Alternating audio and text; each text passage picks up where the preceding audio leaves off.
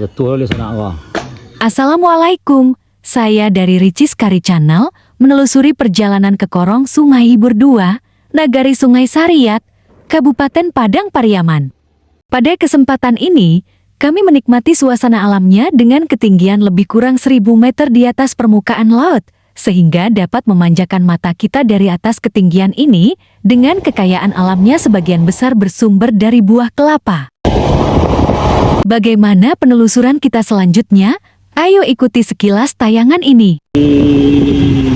Dengan suasana alamnya jauh dari kebisingan, kita mampir di warung sarapan pagi Uniupik sambil menikmati suasana alamnya yang tenang, nyaman, dan asri. Sungai Hibur 1, 2 Pak? 2, oke.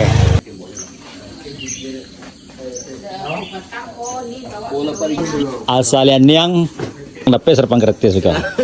Bagati. Aduh sam. Aduh sarai. Aduh saka. Aduh jahe, aduh kunyit sana.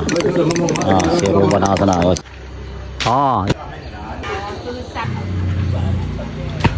Jatuh lihat sana. Jatuh lihat sana gua.